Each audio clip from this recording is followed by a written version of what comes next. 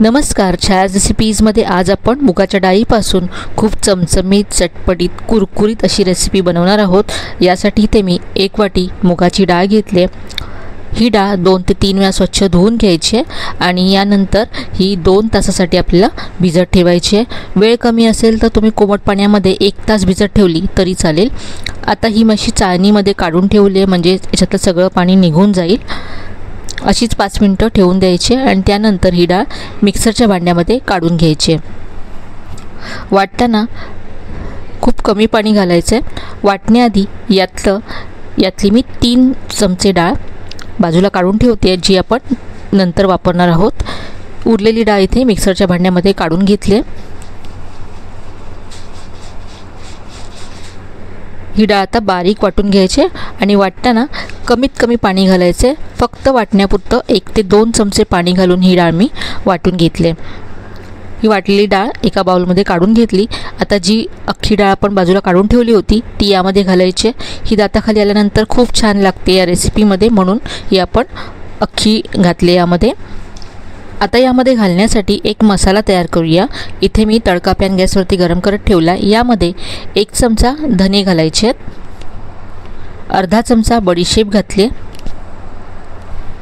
अर्धा चमचा जिरं घातलंय आणि 7 ते 8 काळी मिरीची दाणे यामध्ये घालायचे आहेत। काळी मिरी दाताखाली आल्यानंतर खूप छान लागते, त्यामुळे इथे नक्की घाला। यानंतर यामध्ये 2 लाल मिरच्या मी घालते। लाल मिरच्या नसतील तुमच्याकडे तर नंतर तुम्ही चिली फ्लेक्स घातले या रेसिपीमध्ये तरी चालेल। आता हे आपण गरम करून घेऊया। तरी भाजून नंतर हे कुटल्यामुळे खूप छान मसाल्याला स्वाद येतो। मिक्सरच्या भांड्यामध्ये काढून घ्यायचे आणि जाडसर हा मसाला वाटून घ्यायचा आहे। आता हा मसाला आपण जी डाळ वाटून घेतली त्यामध्ये काढून घ्यायचा आहे। सगळा मसाला यामध्ये घातला आहे। आता यामध्ये किसलेलं आलं घातलं आहे, अर्धा इंच आलं किसून घातलं आहे। यानंतर पाव चमचा हिंग घातला, पाव चमचा इथे मी आमचूर पावडर घातली आहे। आता हे सगळं आपल्याला मिक्स करून घ्यायचं आहे आणि हे चमच्याने 3 ते 4 मिनटं आपल्याला हे फेटून घ्यायचं आहे। यामुळे आपली रेसिपी छान जाळीदार व्हायला मदत होईल। फेटल्यामुळे पिठामध्ये हवा भरेल आणि इनो सोडा न वापरता सुद्धा रेसिपी छान कुरकुरीत होईल। तर आज आपण मुगाच्या डाळीचे पकोडे बनवतोय, तर ते हलके फुलके होण्यासाठी ही प्रोसेस खूप गरजेची आहे। तर हे पीठ छान असं हलकं झालं आहे।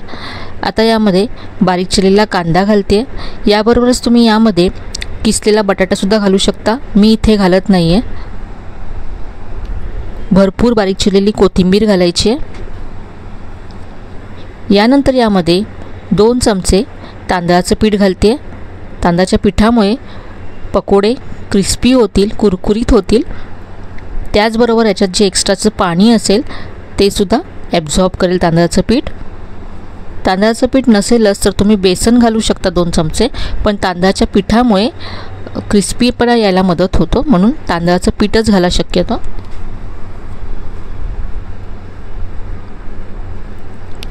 सगळं व्यवस्थित मिक्स करून घेतलं आहे।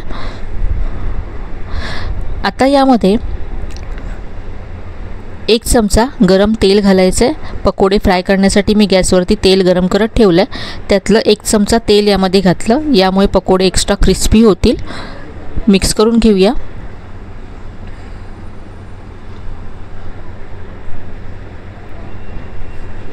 यामध्ये मी मीठ घातलं नव्हतं, तर इथे मी चवीप्रमाणे मीठ घालते।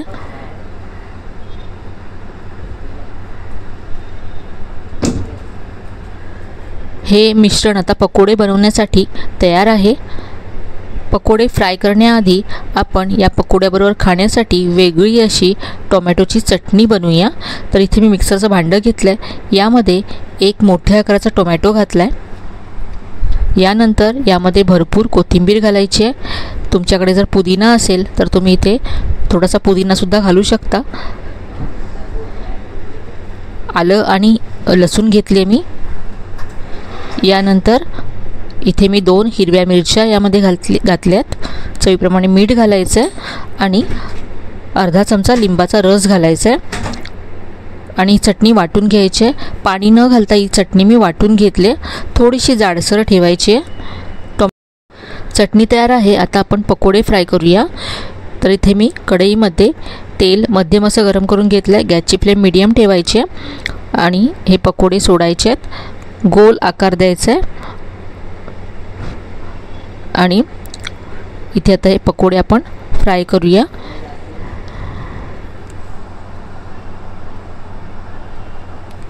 लगेच यांना हलवायचं नाही आहे. थोडेसे हलके होऊन वरती आल्यानंतर आपण त्यांना उलटून घेऊ. तर मस्त गोल असे हलके पकोडे तयार झालेत. आपण हे फेटून घेतलं, त्यामुळे इनो सोडा काहीच घालायची गरज पडत नाही यामध्ये.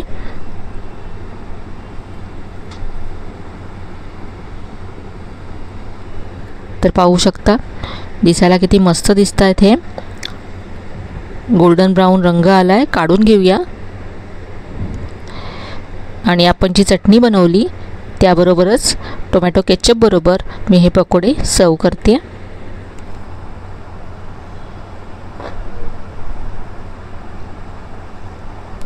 याबरोबर इथे मी मिरचीसुद्धा फ्राय केली. तर हे मस्त असे आपले मुगाच्या डाळीचे पकोडे तयार झाले आहेत. नक्की करून पहा, तुम्हाला नक्कीच आवडतील. इथे मी तुम्हाला एक पकोडा तोडून दाखवते. वरून क्रिस्पी आणि पहा आतून थोडेसे सॉफ्ट असे मस्त हे पकोडे चवीला लागतात. बनवायला सुद्धा खूप सोपे आहेत. संध्याकाळी चहासोबत काहीतरी मस्त चटपटीत खायचं असेल तर तुम्ही हे पकोडे तयार करू शकता.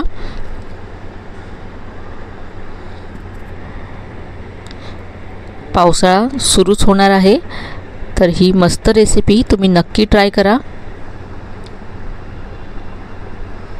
आजची रेसिपी तुम्हाला नक्कीच आवडली असेल तर व्हिडिओला लाईक करा, शेअर करा. चॅनलला अजून सबस्क्राईब केलं नसेल तर नक्की सबस्क्राईब करा. चला तर मग पुन्हा भेटूया अशाच छान छान आणि नवीन नवीन रेसिपीसह. तोपर्यंत धन्यवाद.